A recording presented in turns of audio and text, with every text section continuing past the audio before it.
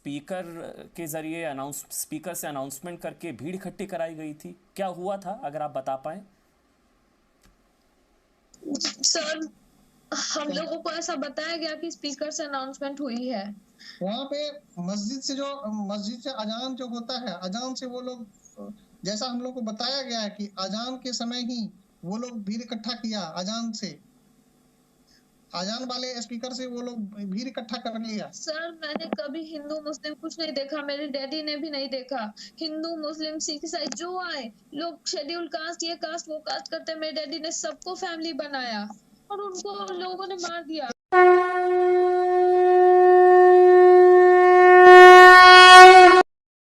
नमस्ते दोस्तों, आप सबका एक बार फिर से स्वागत है आपके अपने YouTube चैनल सत्य सनातन में। आज सबसे पहले हमारे सभी दर्शकों को नव संवत्सर की बहुत बहुत शुभकामनाएं। यहीं पर नवरात्रे भी आरंभ होते हैं, उसकी भी बहुत बहुत शुभकामनाएं। आज जिस विषय को हम लेकर के आए हैं यह है बड़ा ही गंभीर विषय है और भारत तथा हिंदुओं के खिलाफ होने वाले षड्यंत्रों को उजागर करने वाला है। जिस प्रकार से लगातार पूरे भारतवर्ष के अंदर अलग अलग राज्यों में हिंदुओं के खिलाफ होने वाले षड्यंत्रों का खुलासा होता जा रहा है, उसके साथ ही साथ हिंदू साधु संतों और जानबूझ करके हिंदुओं के घरों, दुकानों, बहन बेटियों पर जो हमले बढ़ते जा रहे हैं, कहीं ना कहीं ये गृह युद्ध का संकेत कर रहे हैं। लेकिन इसके विपरीत जिस प्रकार से सुप्रीम कोर्ट ने वसीम रिजवी के खिलाफ ही 50,000 रुपये का जुर्माना रखा है, उन 26 आयतों को हटाने की याचिका को खारिज करते हुए, जिनमें काफिरों के खिलाफ, गैर मुसलमानों के खिलाफ वो जहर उगला गया है जिसको आधार बना करके ये आतंकवादी हिंदुओं को मारते हैं, अपने क्षेत्रों से खदेड़ते हैं, अल्लाह अकबर के नारे लगा करके इनकी पूरी की पूरी भीड़ गैर मुसलमानों को रातों रात मस्जिदों से ऐलान करते हुए भगा देती हैं, जैसे कि कश्मीर में हुआ। वीडियो के स्टार्टिंग में जो क्लिप आपने देखी है ये बंगाल के एसएचओ अश्विनी कुमार जी की बेटी है और इन्होंने बताया कि जो वहाँ के स्थानीय लोग थे और जो पुलिसकर्मी वहाँ से भाग करके आए, उन्होंने ये बात बताई है कि एसएचओ अश्विनी कुमार की हत्या करने से पहले मस्जिद से ऐलान करके वहाँ से लोगों को बुलाया गया था, भड़काया गया था और उसके बाद अश्विनी जी की हत्या कर दी गई। अश्विनी जी की बेटी वहाँ पर कह रही है कि हमारी जो फैमिली थी वो सबको भाई मानती थी, परिवार की तरह मानती थी। मैंने पिछले वीडियो में भी आप लोगों को बताया था कि किस तरीके से पुलिस और हमारा कानून और हमारा पूरा का पूरा सिस्टम इस जिहाद को समझने में ना समझ रहा है, असफल रहा है। वो नहीं समझ पा रहा है कि इनकी किताब की वजह से पूरे विश्व के अंदर जो अभी तक कई 100 करोड़ लोगों की निर्मम हत्याएं की गई हैं, उनको हटाना समझना कितना जरूरी है। यही नहीं, 15 से अधिक देशों के अंदर ये लोग पूर्णतया बैन हैं। वहां पर इनके रिचुअल्स, इनकी पुस्तकें और इनके पहनावा, इनके यहाँ तक कि नमाज, मस्जिद, अजान, कुरान, ये सब कुछ बैन है। उन सब की नज़ीर भी हमारे देश का कानून नहीं लेता है। जिस प्रकार से एसएचओ अश्विनी कुमार जी की निर्ममता के साथ में हत्या की गई, साथ ही साथ दिल्ली के द्वारका में ककरोला में स्थित एक मंदिर को नवरात्रि से पूर्व ही तोड़ दिया गया। इतना ही नहीं, राजस्थान में आए दिन इस तरीके की घटनाएं हो रही हैं। राजस्थान के पाली में सोमनाथ मंदिर के बाहर ही आपत्तिजनक यति स्वामी नरसिम्हानंद सरस्वती जी का पोस्टर चिपका दिया गया और उसके बाद में धमकी भी दी गई। यही नहीं, उसी राजस्थान में 12 के छबड़ा में गुर्जर समुदाय पर जानबूझ करके हमला किया गया और वो भी बिना किसी बात के।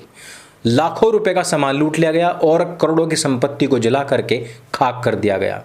ये कंटिन्यू होने वाली जो घटनाएं हैं, इनसे हमें पता लगता है कि किस प्रकार राजस्थान हो, महाराष्ट्र हो या उत्तर प्रदेश हो, लगातार यहाँ पर हिंसक घटनाएं किस नियोजित तरीके से बढ़ती जा रही हैं। आप सभी को पता है कि 15 से अधिक देशों में इस्लाम बैन है। आप सभी को यह भी पता है कि इस्लाम पर खुली चर्चा हो रही है और आप सबको यह भी पता है कि करोड़ों लोग अब एक्स मुस्लिम बन चुके हैं। आप सबको यह भी पता है कि अली सीना की अंडरस्टैंडिंग मोहम्मद नाम की किताब ने इस पूरे संचार क्रांति के दौर में वो क्रांति लाई है कि जब मुसलमान खुद उस किताब को पढ़कर मोहम्मद जो इस्लाम के नबी हैं उनकी सच्चाई को जानकर इस्लाम को छोड़ रहे हैं। लोगों ने, जो फ्री थिंकर्स हैं, जो तर्क आधारित बात करते हैं, जो दुनिया में फैले हुए आतंकवाद पर चर्चा करते हैं, उन लोगों ने भी कहा है कि अगर कोई भी व्यक्ति डिफेंड करना चाहता है इस किताब को, इन तर्कों को, इन तथ्यों को, तो हम उनको करोड़ों रुपए का इनाम तक देंगे। लेकिन हमारा देश ही नहीं, पूरा विश्व ये जानता है कि इस किताब के ऊपर आज तक किसी ने भी कोई सवाल नहीं उठाया है। लेकिन फिर भी हमारे देश का यह लुंज पुंज सा कानून हमारे देश को उसी मुगलिया सल्तनत में ले जाने के लिए आतुर है। इन आतंकवादियों को अपना दामाद बनाने के लिए इतना आतुर है कि वो ना केवल इस पर विचार करने की याचिका को खारिज करते हैं, बल्कि उल्टा उन्हीं पर ही इल्जाम लगाकर जुर्माना लगा देते हैं। जिस प्रकार से जगह जगह पर यति स्वामी नरसिम्हानंद सरस्वती और उनके समर्थकों के खिलाफ नारेबाजी बच्चा बच्चा कर रहा है, उससे यही लगता है कि मुसलमानों के दिल में केवल एक ही सपना है, और वो है देश के अंदर शरियाई कानून की पुनर्स्थापना। लेकिन बुद्धिजीवी कहलाने वाले, दूरदृष्टा कहलाने वाले हमारे देश के कानून सिस्टम को यह बात नजर नहीं आ रही है।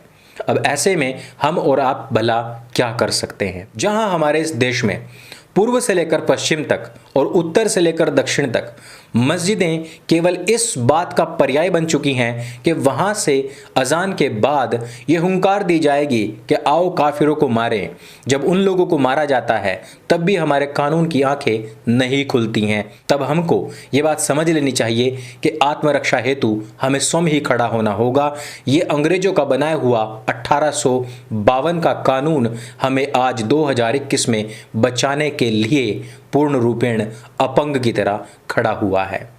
यदि आप सब भी इस षड्यंत्र को समझ रहे हैं, हिंदुओं के एकीकरण हेतु आप लोग भी कुछ कार्य करना चाहते हैं और जागरूकता लाना चाहते हैं, तो इस प्रकार के जितने भी वीडियोस होते हैं जिनमें सभी जगहों की वो सभी न्यूज़ आपको दी जाएं जो कि अक्सर प्रिंट मीडिया, सोशल मीडिया या फिर हमारा डिजिटल मीडिया नहीं बताता है, उसको सबके साथ में शेयर अवश्य किया करें। मेरे संग बोलिए सत्य सनातन वैदिक धर्म की जय। जय हिंद, वंदे मातरम।